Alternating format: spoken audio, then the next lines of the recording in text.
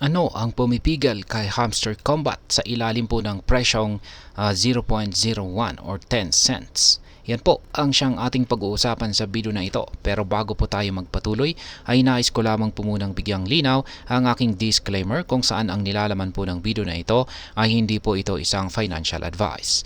For education and information purposes lamang po ang layunin nito.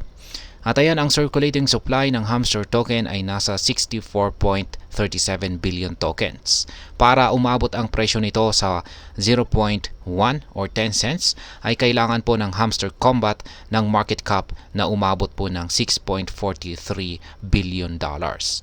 Sa kasalukuyang estado ng crypto market ay napakalaking halaga nito. Para magkaroon po ng ganitong market cap ay kailangan po ng exponential growth sa buong crypto market. Sa ngayon ay tanging ang 15 pinakamalaking crypto tokens lamang ang may market cap na 6.4 billion dollars pataas. Ngayon ay wala pong predefined na burn mechanism ang Hamster Combat sa ngayon. Ibig sabihin ay habang naglalabas sila ng mas maraming token sa circulation or sirkulasyon ay bumababa ang halaga ng bawat token. Ang mga burn mechanisms ay karaniwan pong ginagamit upang bawasan ang supply ng tokens na maaring magdulot po ng pagtaas sa presyo. Dahil wala ito sa Hamster Combat ay nananatiling inflationary ang token. Ngayon noong inilabas po ang Hamster Combat token ay nag-release po sila ng 64% ng total supply nito at ang 60% naman nito ay napunta sa community. Ngayon ay maraming mga recipients ng airdrop na ito ang malamang na nagbenta agad ng kanilang tokens na siyang nagdulot ng matinding selling pressure. Dahil dito ay mas mataas ang supply kaysa sa demand na siyang nagresulta sa pagbaba ng presyo ng token.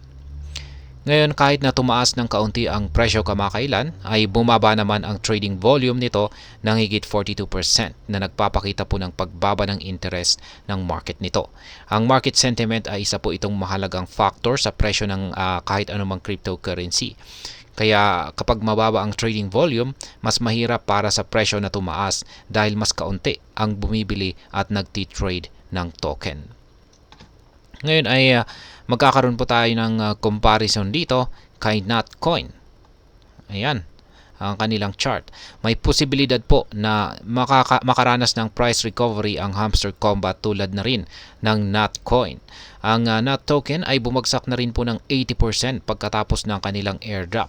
Ngunit nagkaroon po ito ng 5 times na increase sa presyo pagkatapos ng kanyang initial decline. Ayon kay Crypto Hunter ay may potential ang Hamster Combat na tumaas muli at lumampas sa 0.01 na presyo. Ngunit ito ay speculative at nakadepende po sa maraming mga factors sa market. Ngayon ang presyo ng Hamster Combat ay kasalukuyang nasa 20 digits 479.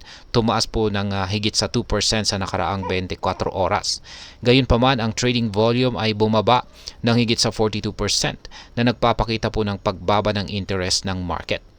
Ngayon ang Season 2 airdrop campaign ay magtatapos po sa first quarter ng susunod na taon na maaring magdulot ng stability sa presyo bago ito matapos.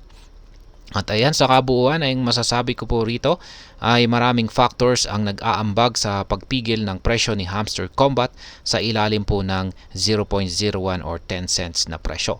Ang mataas na circulating supply, kawalan po ng burn mechanism, initial airdrop impact, market sentiment at trading volume ay ilan lamang po sa mga pangunahing dahilan.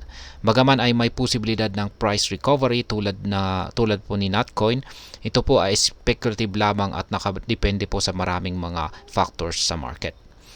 Kaya yan, mahalaga na patuloy po nating subaybayan ang mga developments dito kay Hamster Combat at sa mas malawak na crypto market upang makagawa ng ating sariling tamang informed decisions.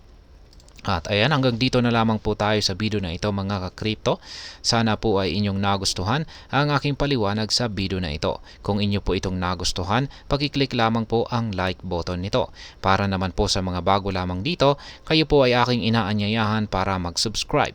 Pakiclick na rin po ang bell icon nito dahil ito po ang siya magsisilbing notification nito sa mga bago kong videos na akin pong ina-upload sa aking YouTube channel na ito. Marami pong salamat sa panonood. Ingat po tayo lagi at God bless po sa ating lahat.